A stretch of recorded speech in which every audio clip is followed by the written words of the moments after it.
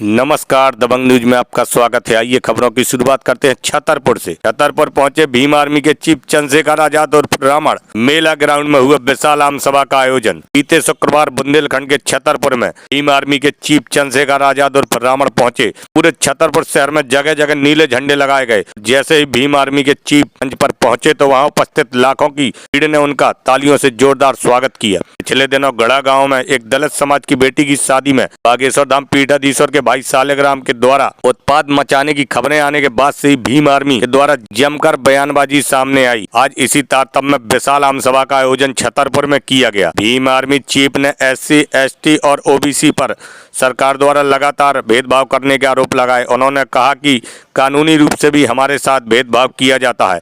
उन्होंने छतरपुर SP और collector को भी आड़े हाथों लिया। मंच पर जमकर गरजे चंद्रशेखर और रावण। आइए देखते हैं पूरी रिपोर्ट। आप किसमें गलती की करने वालों ने तो डंडा इस बार पर्ची यहाँ नहीं निकलेगी, नहीं निकलेगी, जिनकी निकलेगी जैसे 10 मिनट में प्रिंस की निकली। इसलिए मुझे तुम्हारा कि तुम्हारे चेहरों पर मुस्कुराहट आई है। गरीबी में जी रहे हो, भूखे प्यासे पेट जी रहे हो, पढ़ाई के लिए पैसे, घर चलाने के लिए पैसों से नापास। इसलिए कह रहा हूं कि अपनी ताकत बना लो मेरे लोगों। बनो महावंशी का भाई लोधी, बनना है तो बनो मां सरकारी भाई, बनना है तो बनो मां पन्ना भाई, बनना है तो बनो मां रमा भाई, बनना है तो बनो मां सावित्री भाई, बनना है तो बनो मां फातिमा शेख, और अगर बनना है तो बनो फूलन देवी। इतिहास आपको आपके गौरव से याद रखे। मैं अपनी बहनों से कहना चाहता हूं, एक कदम की दूरी है गुलामी की बेड़िया काटने में। इस बार पैसे वालों के चक्कर में मत पड़ना, अपने खून का साथ देना, मुझे इस लड़ाई को लड़ने की ताकत देना। मैं पूरी जिम्मेदारी से कह रहा हूं इस मंच पे आपकी तरफ हर उठने वाली है। रात को चंद्रशेखर आजाद के गर्दन काट के जाना पड़ेगा, उससे पहले मुकाबला नहीं होगा। आपको आजादी इस मुल्क में तभी मिलेगी जब इस देश की, इस प्रदेश की राज सत्ता अपने हाथ में आएगी। वोट आपका है तो राज किसका होना चाहिए बताओ? जब आपका राज आएगा, सोचो आपका राज आएगा तो यहाँ अगर सभा होगी तो कुर्सियां लगी होंगी या जमीन पर बैठना पड़ेगा बताओ? देखो मैं धन्यवाद देता हूँ यहाँ के एक कार्यकर्ताओं का, दोनों हाथ जोड़ के धन्यवाद देता हूँ। आपने अपने फैसले का सही प्रयोग करके सभा को सफल बनाया।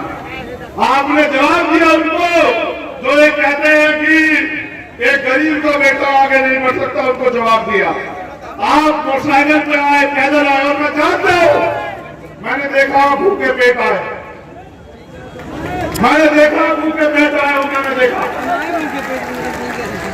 आप इस जगह कम पड़ी है, आप अपने पैर पे खड़े हो।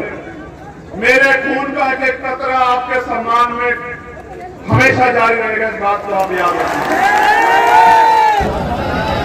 मैं पहले कभी आपके बीच ये भी कहने नहीं आया कि मुझे वोट दो, लेकिन आज मैं आपसे कहना चाहता हूं कि मैं इस लड़ाई को जीतना चाहता हूं मेरे लोगों। आप बताओ, क्या आपको अपने खून पे भरोसा नहीं है? क्या आप नहीं चाहते कि अब आपको स्वाभिमान सम्मान का जीवन मिलना चाहिए? आप नहीं चाहते SC, ST, OBC के कर्मचारियों को प्रमोशन और रिजर्वेशन मिलना चाहिए? आप नहीं चाहते कि बैकलॉग भर के आपको नौकरी मिलनी चाहिए? क्या आप नहीं चाहते सरकारी ठेकों में आपको लाइसेंस, सरकारी ठेकों में आपको आरक्षण मिलकर आपको अवसर मिलने चाहिए? इसका एकमात्र रास्ता है जो माननीय काशीराम साहब ने दिखाया कि आपको बहुजन समाज में भाईचारा पैदा करके, जैसे मैंने इनसे कहा, आपको एक तो अपना दिल बड़ा करना पड़ेगा। जाति हमारे महापुरुषों ने तो नहीं बनाई, जाति हमें बांटने के लिए बनाई गई। हम इस बात को जानते हैं, मानते हैं, तो हमें दलित पिछड़े जो 6743 जातियों बने हुए हैं, आदिवासी और धार्मिक अल्पसंख्यक उनके हाथ पकड़ने पड़ेंगे। और ये हमारी एकता को रोकने के लिए हमें लड़ाने का काम करेंगे, घटनाएं कराएंगे। ये मेरी ताकत को कम करने के लिए, आपके भविष्य को कमजोर करने के लिए लड़ाने का काम करोगे। मैं आपसे पूछना चाहता हूं, मेरे कौम के लोगों, आपस में लड़ोगे तो नहीं? दोनों हाथ उठा के बताओ, एक से नहीं मांग सकता। लड़ोगे तो नहीं आपस में?